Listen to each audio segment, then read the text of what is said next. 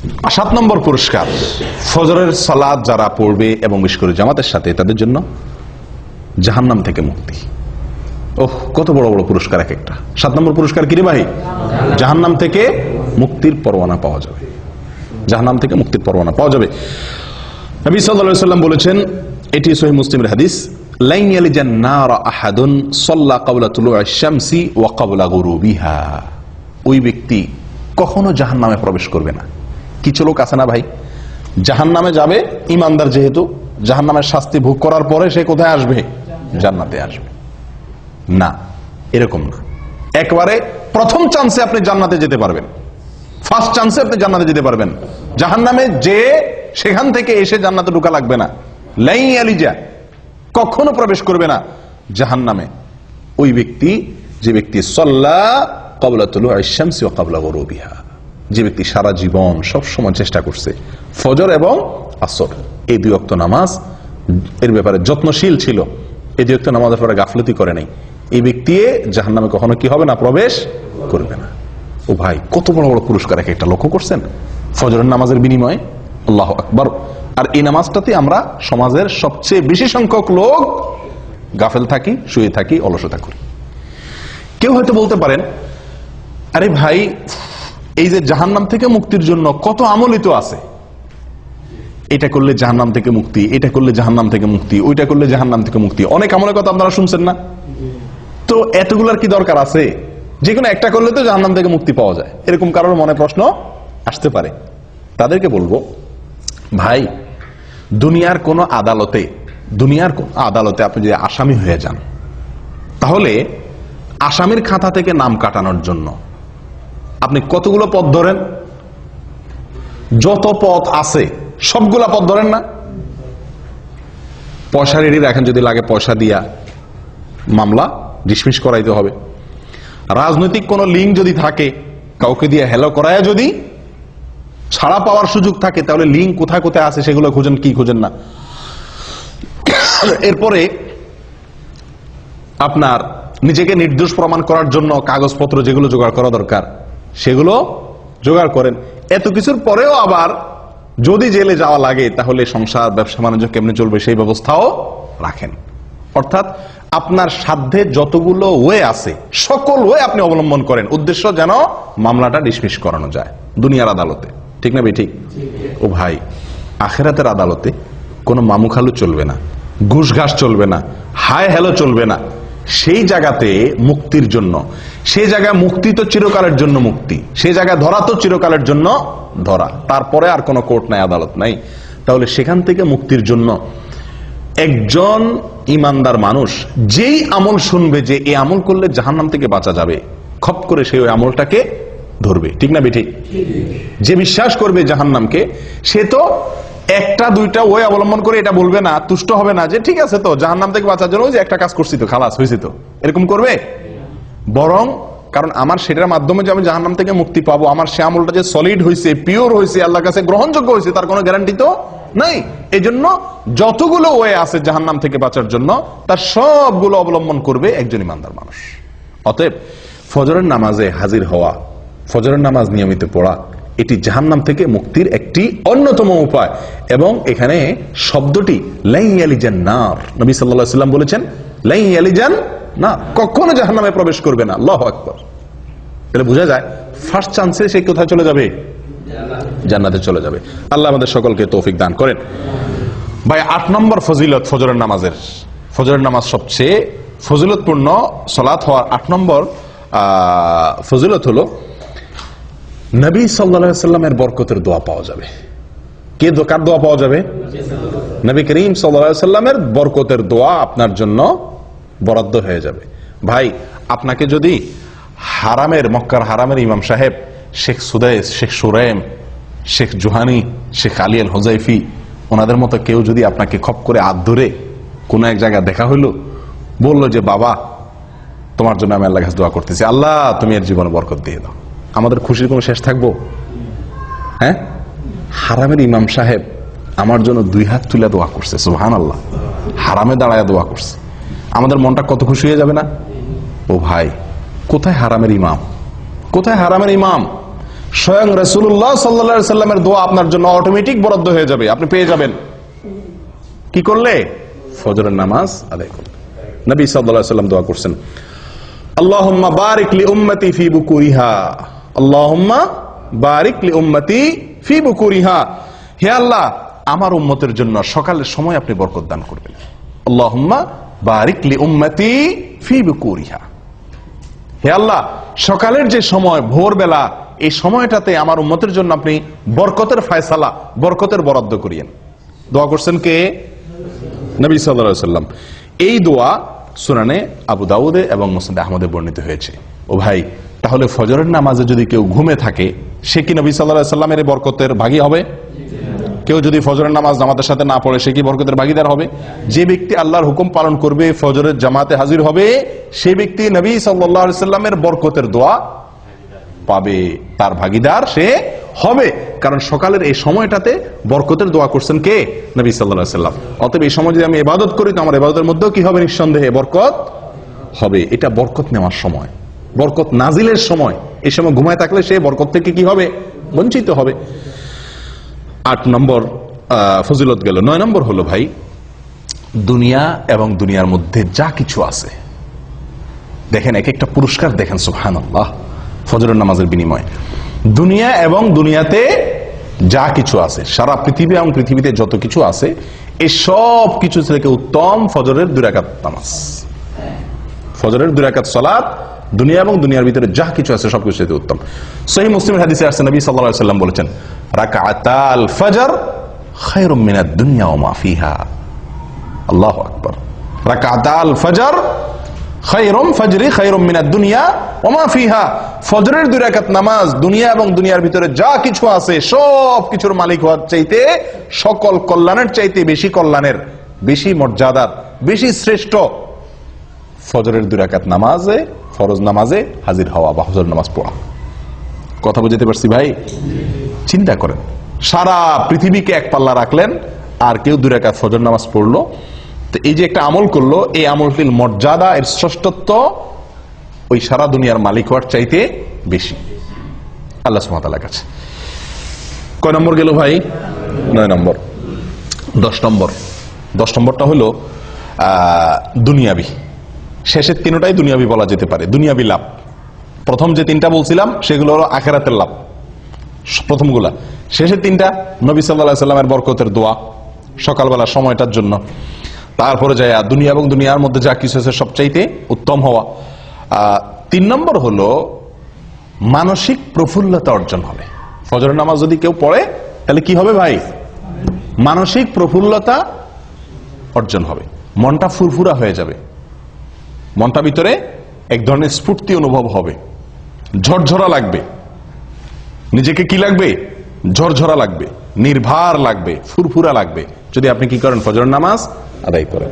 এবং এই পুরস্কারটি একেবারে বাস্তবিক, অর্থাৎ এই পুরস্কারটি আমরা নিজেরা সরাসরি ফিল করতে পারি, অনুভব করতে পারি, এরকম পুরস্কার। এটার জন্য অপেক্ষা করতে হবে না যে আপনি মারা যাবেন তারপরে পাবেন, না, এটা নগদ পুরস্কার। ফজরের নামাজের নগদ পুরস্কার হলো শেষের পুরস্কারটা। সেটা কোনটা? ফজর নামাজ আদায় করলে মনটা কি হয়ে যাবে? হালকা হয়ে যাবে, নির্ভার হয়ে যাবে, পাতলা হয়ে যাবে, ফুরফুরে হয়ে যাবে, ঝরঝরা হয়ে যাবে, প্রফুল্ল হয়ে যাবে। কিভাবে? তার বিবরণ নবী সাল্লাল্লাহু আলাইহি সাল্লাম আমাদেরকে শুনাইছেন সহিহ বুখারী এবং মুসলিমের হাদিসে। তিনি বলেন, মানুষ যখন ঘুমায় ভাই রাতে, তো শয়তান তার কপালে 3টা গিরা দেয়। শয়তান তার কপালে কয়টা গিরা দেয়? 3টা গিরা দেয়। গিরা দেওয়া মানে কি? গিরা দেওয়া মানে হলো, আমি বলি যে মানে মাথা টিপে আর কি, মাথা টিপার মতো কাজ করে আর কি তার এই গিরাগুলা। উদ্দেশ্য, এই গিরা দেওয়ার উদ্দেশ্য হলো সে যাতে শোয়া থেকে কি করতে না পারে, উঠতে না পারে, সেজন্য তার কপালে এই গিরা দিয়ে রাখে। এই গিরা দিলে হয়তো মানে কিভাবে সে গিরা দেয়, গিরা তো দেখা যায় না, হয়তো বা মানুষের যাতে ঘুম আরামের সাথে আসে বা অলসতা আসে, এই জাতীয় কোনো অদৃশ্য গিরা দেয় কে? শয়তানে, চিরশত্রুয়ে, চিরদুষ্টুয়ে আমাদের মাথা কপালে 3টা গিরা দেয় ঘুমাইলে। এরপরে যখন ফজরের সময় হয়, ভোরবেলা হয়, আল্লাহর কোনো বান্দা যদি তার ভিতরে ইমানের শক্তি থাকে, তার ভিতরে যদি কি থাকে, ইমানের শক্তি থাকে, আর কোন রকম একটু সাহস করে বাহাদুরের মতো কম্বলটা ফেলা দিয়ে এরকম উঠতে পারে, তো সঙ্গে সঙ্গে শয়তান মিয়ার একটা গিরা কি হয়ে যায়, খুলে যায়। শয়তানের কি হয়ে যায়, একটা গিরা খুলে যায়। গিরা দিয়ে দিলে শরীরটা ভার হয়ে যায়, উঠতে পারে না, অলসতা লাগে, মজা লাগে। আপনারা লক্ষ্য করে দেখেন, অন্য কোন সময়ের ঘুম এত মজার হয় না, ঠিক ফজরের সময়ের ঘুমটা যত কি হয়, মজার হয়। এর মানে কি? এর মানে হলো ওই দুষ্ট শয়তান হয়তো শরীর টিপে, বুঝে আসছে কথা? এত আরাম করে ঘুমটা আসে, সারা রাত যার ঘুম না আসে তারও ঘুম আসে কখন? ফজরের সময়, ঠিক না? ঠিক। এর মানে কি? এর মানে হলো শয়তানের সর্বশক্তি নিয়োগ করে সে, যাতে আপনি ফজরের সময় মসজিদে যেতে না পারেন। আসরে যান, বাধা দিতে পারলো না, তার এত বেশি টেনশন নাই। মাগরিবে গেছেন, এশায় গেছেন, জোহরে গেছেন, পারলো না সে ঠেকাইতে, এত বেশি টেনশন নাই। কিন্তু ফজরে আপনাকে ঠেকাইতে পারলে তার বিশাল লাভ, আপনাকে জাহান্নামে নেওয়ার জন্য অনেক দূর সে আগে গেল। এই জন্য সে তার সর্বশক্তি প্রয়োগ করে, তিনটা গিরা দেয় যাতে ফজরের সময় আপনি হাজির হইতে না পারেন। এই জন্য তো এই গিরা খায়া বেশিরভাগ মুসল্লি মসজিদে আসতে পারে না। ফজরের সময় এই 3 গিরা খায়া শয়তানের বান্ধন খুলে আর আসার মতো ইমানের শক্তি থাকে না।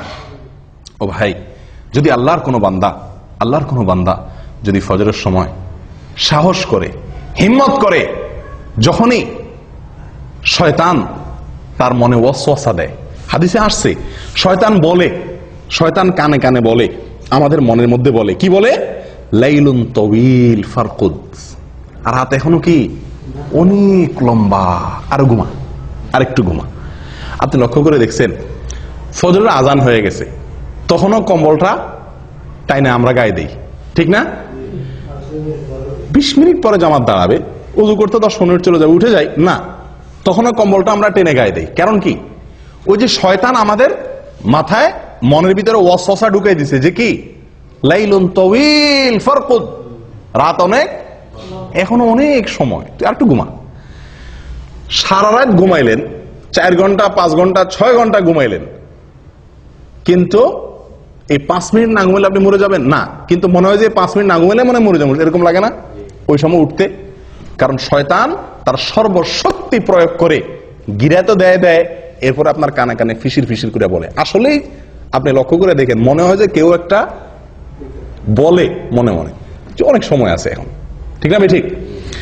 ও ভাই, তো আল্লাহর কোনো বান্দা যদি ঘুম থেকে উঠে যেতে পারে কম্বল ফেলে দিয়ে, আমি নবী সাল্লাল্লাহু আলাইহি ওয়াসাল্লামের বরকতের দোয়া নিতে চাই, আমি জান্নাতে এক চান্সে যেতে চাই, জান্নাতে গিয়ে আল্লাহ তাআলাকে একেবারে পরিষ্কার পূর্ণিমার চাঁদের মতো আল্লাহ সুবহানাহু ওয়া তাআলাকে দেখতে চাই, আমি জাহান্নাম থেকে মুক্তি চাই, আমি ঈমানদারিত্বের পরিচয় দিতে চাই, মুনাফিকের খাতা যেন নাম লেখা না হয়, আমি আল্লাহর নিরাপত্তার ভেতরে প্রবেশ করতে চাই, আমি ফেরেশতাদের সাক্ষ্য পেতে চাই, আমি সারা রাত জেগে ইবাদতের সওয়াব পেতে চাই, আমি কিয়ামতের ময়দানে উজ্জ্বল আলো যেন হয় আমার জন্য, তার ভাগীদার যেন আমি হতে পারি, সেটা চাই।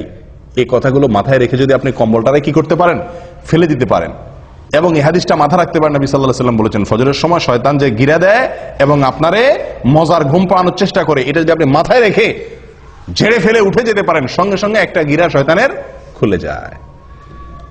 এরপরে যদি আপনি গিয়ে কষ্ট মষ্ট করে উঠার পরেও কিন্তু একটু অলসতা হালকা হালকা লাগে, হালকা হালকা, শীতের দিন তো বেশি কষ্ট হয়, গরমের দিনও একটু কষ্ট হয়, যা কোনো রকম হিম্মত করে দিয়ে পানিতে হাত দিয়ে বিসমিল্লাহ পড়ে ওযুটা করে ফেলতে পারেন। ওযুটা করার পরে দেখবেন শরীরটা আরো অর্ধেক পাতলা হয়ে গেছে, কারণ গিরা আরেকটা তখন খুলে যায়। এরপরে আরেকটু বাকি থাকে, মসজিদে যাব না রুমে পড়ে ফেলবো, আরেকটু অলসতা থাকে। এরপর যদি সাহস করে বাইর হয়ে যান হিম্মত হয়ে মসজিদের দিকে এবং আসেন, ফজরের নামাজটা যদি পড়ে ফেলতে পারেন কোন রকম, সঙ্গে সঙ্গে 3 নম্বর গিরাও কি খুলে যায়, শরীর ফুল পাতলা হয়ে যায়। এই যে নবী সাল্লাল্লাহু আলাইহি ওয়াসাল্লামের হাদিসটি, 3টা গিরা খুলে শরীর পাতলা হয়ে যাওয়া, নির্ভার হয়ে যাওয়া, এটা আমরা বাস্তবে সব সময় অনুভব করার সুযোগ আছে, আছে না নাই? আমরা সবাই অনুভব করি, হয়তো খেয়াল করি না। আপনি লক্ষ্য করে দেখেন, রাতে শোয়ার পরে ভোর রাতে শরীরে যে ভার মনে হয় যে উঠলে মনে মরে যাব, এত কষ্ট, এত আরামের ঘুম বাদ দিয়ে উঠলে, এই ঘুম ছেড়ে উঠলে মনে আমি শেষ, এরকম মনে হয় না? কিন্তু উঠা বসার পরে কম্বলটা ছেড়ে দিয়ে নামার পরে দাঁড়াতে পারলে মনটা অনেকটা পাতলা মনে হয়, ঠিক না ঠিক? অনেকটা পাতলা, কারণ যে গিরা খুলে গেছে। ওযু করার পরে আরো পাতলা মনে হয়, হালকা হয়ে গেছে। আর ফজর পড়ার পরে তো একেবারে পরিপূর্ণ ফ্রেশ হয়ে যায় মনটা। আমি কি বুঝাতে পারছি ভাই? একদম ফ্রেশ হয়ে যায় ফজরের সালাত জামাতের সাথে আদায় করার পরে। একজন মানুষ ফজরের নামাজ না পড়ে, কোনোদিন আপনি ফজর নামাজ না পড়ে কাজে যান, উঠেন, অন্যান্য কাজে লাগেন, আপনি যতই কাজ করেন আপনার মনের ভিতরে এক ধরনের ভার, এক ধরনের আনফ্রেশনেস আপনি অনুভব করবেন। কিন্তু যদি ফজর নামাজ জামাতে পড়তে পারেন তাহলে ইনশাআল্লাহ ওই দিনটা আপনার মনটার মধ্যে কি থাকবে? ফুরফুরে একটা ভাব থাকবে। ও ভাই, তাহলে গিরা খোলার কাহিনী বুঝতে পারছেন তো? আমরা তো বলি যে দুনিয়ার কোনো কাজে যদি আপনি আরামের ঘুম বাদ দিয়ে উঠেন, মেজাজটা গরম হয় না? সামনে কেউ কিছু বললেও খিটখিটে মেজাজ লাগে, ঠিক না ভাই? ঠিক। এরপরে আপনি উঠলেন, ঘুম থেকে উঠে যাইতেছেন, যত দূর সামনে আগান তত মেজাজ আরো খারাপ হয়, ঠিক না ভাই? ঠিক। আপনি ঘুমের মধ্যে আছেন, হঠাৎ করে আপনার মালিকে বসে ফোন দিয়ে বসছে, এই তাড়াতাড়ি আসো। আপনি ফোন কাইটা উঠলেন, ঘুমটা খুব জমছিল, শীতের দিন, উঠে বাইরে হয়েছেন, যতদূর সামনে আগান মেজাজ আরো গরম হয় না? আস্তে আস্তে বাইরে আসছেন, উফ আরো ঠান্ডা, আরো মেজাজ আরো গরম হয় না? শরীরটাতে এক ধরনের মানুষ অপ্রস্তুতি ভাব চলে আসে, মানুষের মধ্যে বিরক্তির ভাব চলে আসে, ঠিক না ভাই? ঠিক। কিন্তু যদি কেউ ফজরের নামাজ জন্য উঠে, এই প্রত্যেকটা কাজের পরে উঠলো, ওযু করলো, নামাজ পড়লো, পটপট করে শরীরটা আরো কি হতে থাকে? পাতলা হতে থাকে। কারণ যে শয়তান ওটাকে ভার করে রাখছে, আল্লাহ সুবহানাহু ওয়া তাআলা ইবাদতগুলোর মাধ্যমে তাকে আল্লাহ তাআলা কি করে দেন? পাতলা করে দেন।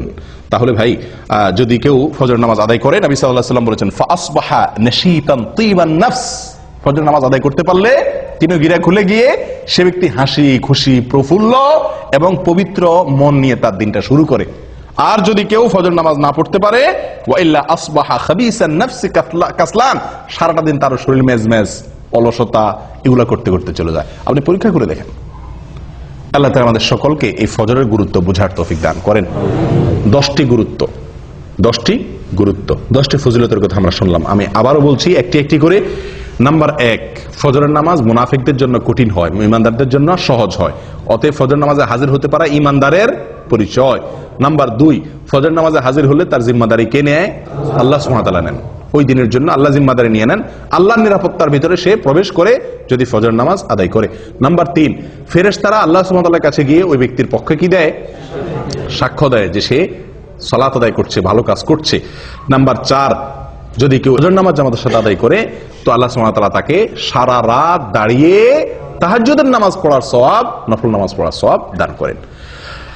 নাম্বার 5, ফজর নামাজ যদি কেউ জামাতের সাথে পড়ে, আলো আঁধারিতে কষ্ট করে মসজিদে আসে নিয়মিত, তো আল্লাহ সুবহানাহু ওয়া তাআলা তার বিনিময়ে কিয়ামতের দিন তাকে পরিপূর্ণ আলোর ব্যবস্থা করেন, তার জন্য স্পেশাল তার জন্য আলোর ব্যবস্থা করেন কিয়ামতের দিন। 6 নম্বর পুরস্কার হলো আল্লাহ সুবহানাহু ওয়া তাআলাকে দেখা জান্নাতীদের সবচেয়ে বড় পুরস্কার, সবচেয়ে বড় পুরস্কার। এই পুরস্কারটি সে শুধু পাবে তা নয়, পূর্ণিমার চাঁদ যেরকম মানুষ দেখতে পারে পূর্ণিমার রাতে, আল্লাহ সুবহানাহু ওয়া তাআলাকে সে এরকম পরিষ্কার ভাবে দেখতে পারবে। এবং সে না, সব জান্নাতীরা কেউই ভিড় করবে না আল্লাহকে দেখার জন্য। দেখার জন্য একটা জিনিস দেখতে গেলে, অনেক লোক দেখতে গেলে ভিড় করে অনেক সময় দেখা লাগে না, আল্লাহ সুবহানাহু ওয়া তাআলাকে সেরকম ভিড় করে দেখতে হবে না। এক কথা, আল্লাহ সুবহানাহু ওয়া তাআলার সাথে সাক্ষাৎ নসিব হবে, দিদার নসিব হবে। কি করলে? ফজর নামাজ জামাতের সাথে আদায় করলে, নিয়মিত আদায় করলে। 7 নম্বর আমল ভাই, 7 নম্বর আমল হলো জাহান্নাম থেকে মুক্তির পরোয়ানা পাওয়া যাবে। কোত্থেকে? জাহান্নাম থেকে মুক্তি। ওই ব্যক্তি জাহান্নামে প্রবেশ করবে না যে ব্যক্তি আসর এবং ফজরের নামাজের যত্ন করবে। নবী সাল্লাল্লাহু আলাইহি ওয়াসাল্লাম তাকে পরামর্শ দিয়েছেন আমাদেরকে, তোমরা যদি সম্ভব হয় চেষ্টা করো যেন আসর এবং ফজরের নামাজ কখনো না ছুটে তোমাদের। বুঝে আসছে কথা? তাহলে কি হবে? নবী সাল্লাল্লাহু আলাইহি ওয়াসাল্লাম বলেছেন জাহান্নামে প্রবেশ সে ব্যক্তি করবে না। 8 নম্বর আমল হলো সকালের সময়ের জন্য নবী সাল্লাল্লাহু আলাইহি ওয়াসাল্লাম কি করছেন? দোয়া করেছেন। কিসের দোয়া করছেন? বরকতের দোয়া করেছেন। তো এই ফজরের সময়টা, এই সময়টার জন্য নবী সাল্লাল্লাহু আলাইহি ওয়াসাল্লাম বরকতের দোয়া করছেন। কেউ যদি ফজরের নামাজ পড়ে, উঠে আল্লাহর ইবাদত করে, তাহলে সে নবী সাল্লাল্লাহু আলাইহি ওয়াসাল্লামের কেমন যেন সে কি হলো? বরকতের ভাগীদার হয়ে গেল। এই টাইমে যে কাজ করবে ওই কাজে তার বরকত হবে। 9 নম্বর হলো ভাই, ফজরের নামাজের 2 রাকাত ফরজ নামাজ আদায় করা দুনিয়া এবং দুনিয়ার মধ্যবর্তী সব কিছুর মালিক হওয়ার চাইতে বেস্ট এবং শ্রেষ্ঠ সম্পদশালী সে ব্যক্তি হয়ে গেল।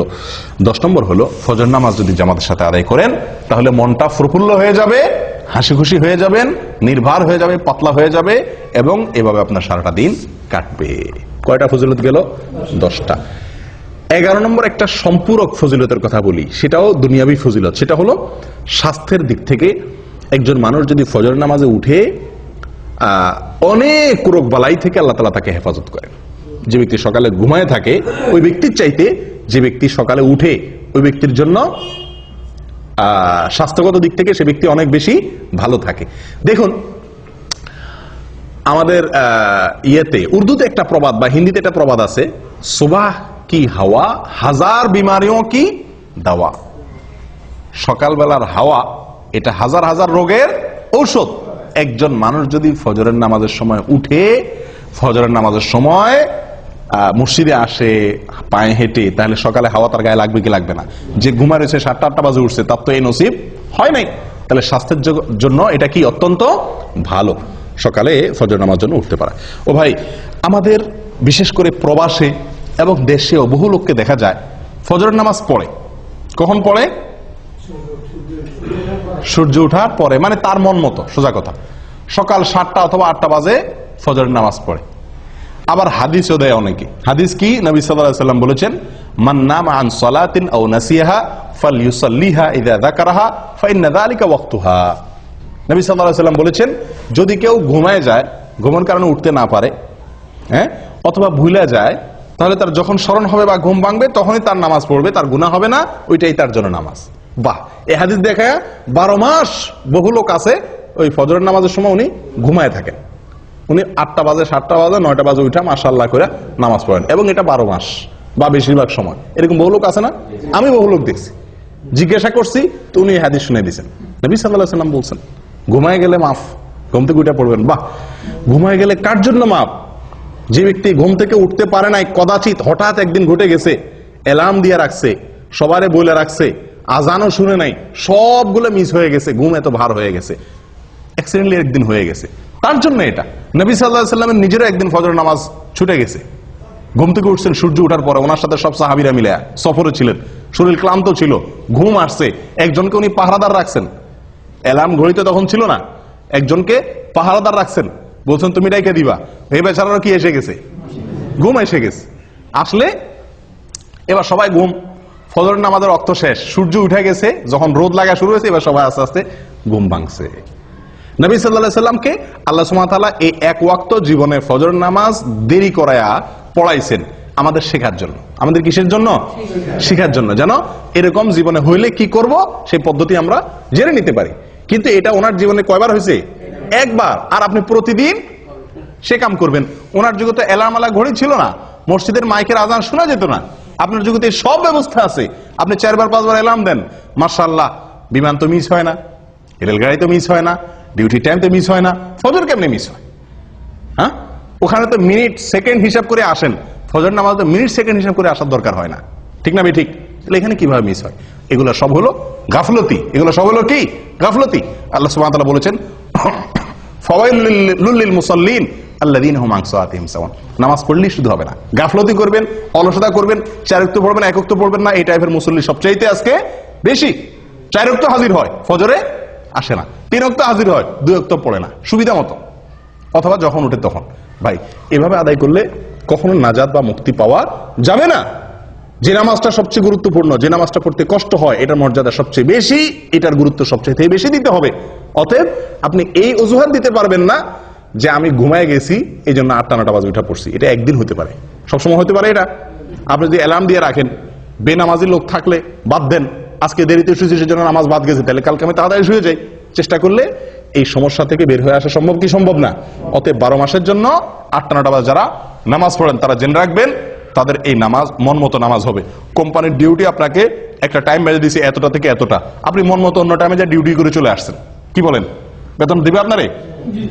আপনাকে বলছে 8টা টু 5টা তোমার ডিউটি, আপনি 8টা টু 5টা অন্য কোনো কাজ করে ঘুরে গেরা সমনষ্ট করে ঘুমায় টুমায় থাকলেন, 5টার পরে যায় কেউ নাই, আপনি ঘুরে গেলে 5টার পরে 8 ঘন্টা যায় বয়ে থাকলেন, টুকটাক কিছু কাজ করলেন, মাস শেষে করুন বেতন দেন, আপনার দিবে কেউ বেতন? কোনো পাগলে? আল্লাহ সুবহানাহু ওয়া তাআলা বলেছেন ইন্নাস সালাতা কানাত আলাল মুমিনিনা কিতাবাম মাওকুতা। সালাত নির্দিষ্ট সময় আল্লাহ তাআলা নির্ধারিত করে রাখছেন, নির্দিষ্ট সময়, ওই সময় পড়তে হবে। আপনার মন মতো 9টা বাজে ঘুম থেকে উঠে ফজর পড়লে আদায় হবে না। এটা হঠাৎ একদিন হতে পারে বিশেষ কোনো কারণে, বিশেষ কোনো অজুহাতে। ও ভাই, ফজরের এই নামাজটির গুরুত্বের আরো কয়েকটি দলিল আছে ভাই। কোরআনে আল্লাহ সুবহানাহু ওয়া তাআলা শপথ করেছেন সকালের সময়টার। দিন এবং রাতের 24 ঘন্টার ভিতরে যে কয়েকটি সময় সবচেয়ে মূল্যবান, তার ভিতরে একটা হলো এই সকালবেলা। আল্লাহ সুবহানাহু ওয়া তাআলা কোরআনে শপথ করেছেন ওয়াল ফাজরি ওয়া লায়ালিন আশর, ফজরের শপথ, কারণ ফজর টাইমটা গুরুত্বপূর্ণ। আল্লাহ সুবহানাহু ওয়া তাআলা বলেছেন ওয়াস সুবহি ইযা আসফার, বলছেন কি বলেন নাই? সকালের শপথ, কারণ সকালের টাইমটা গুরুত্বপূর্ণ, ভোরের টাইমটা। আল্লাহ সুবহানাহু ওয়া তাআলা এরকম কোরআনে বহু জায়গায় এরকম নির্দেশ করেছেন। এক জায়গায় বলেছেন ওয়াসাব্বিহ বিল আশিয়্যি ওয়াল ইবকার, সকালে এবং সন্ধ্যায় এই দুই টাইমে আল্লাহর পবিত্রতা বর্ণনা করো, ইবাদত করো, নামাজ পড়ো। ও ভাই, তাহলে এই টাইমটার গুরুত্ব বোঝা গেছে তো? অতএব এই টাইমটার প্রতি যত্ন রাখতে হবে। ভাই, ফজর নামাজ পড়তে কষ্ট কেন হয়? এর প্রধান কারণ হলো রাতে দেরিতে শোয়া। ফজরের নামাজ জামাতের সাথে পড়তে না পারা, টাইম মতো পড়তে না পারা, উঠতে না পারার মূল কারণ কি? রাতে দেরিতে শোয়া। আমাদের আয়েশা বলেছেন নবী সাল্লাল্লাহু আলাইহি ওয়াসাল্লামের বিষয়ে যে কানা ইয়াকরাহুন নাওমা ক্বাবলা আল আইশা ওয়াল হাদিসা বাদা। নবী সাল্লাল্লাহু আলাইহি ওয়াসাল্লাম এশার আগে কথা বলা এটা তার খুব অপছন্দের কাজ ছিল। এশার আগে ঘুমানোটা অপছন্দের কাজ ছিল, আর এশার পরে কথাবার্তা বলাটা তার অপছন্দের কাজ ছিল। দিনই কথা, স্বামী স্ত্রীর কোনো দরকারি কথা, এটা ছাড়া অন্য কোনো কথা তার পছন্দ ছিল না। আর আমাদের আড্ডাবাজি শুরুই হয় কখন? এশার পরে, 11টা 12টা 1টা বাজে। তো এই বাঁচতে বাঁচতে শুতে শুতে যদি দেরি হয়, এই জন্য ফজরের সময় উঠতেও কি হয়ে যায়? কষ্ট হয়ে যায়। ভাই, আমার নামাজ আমার জান্নাত, আমার নামাজ আমার জীবন, আমার নামাজ আমার জাহান্নাম থেকে মুক্তির কারণ। আমার এই ফজর আমার কিয়ামতের দিনের আলো, আমার এই ফজর আমার নবীর দোয়া, আমার এই ফজর এটা ফেরেশতাদের সাক্ষ্য আমার পক্ষে পাওয়া, আমার এই ফজর মানে আমার সারাদিনের গ্যারান্টি আল্লাহর কাছ থেকে নিয়ে নেওয়া। এত বড় ফজিলতের আমল, এটা আমাকে ফজরের সময় করতে হবে। এটা যদি মাথায় থাকে তাহলে রাতে শুইতে কি হবে না? দেরি হবে না। আল্লাহ তাআলা আমাদের সকলকে তৌফিক দান করুক। জাযাকুমুল্লাহ ওয়া আখিরু দাওয়ানা আলহামদুলিল্লাহি রাব্বিল আলামিন।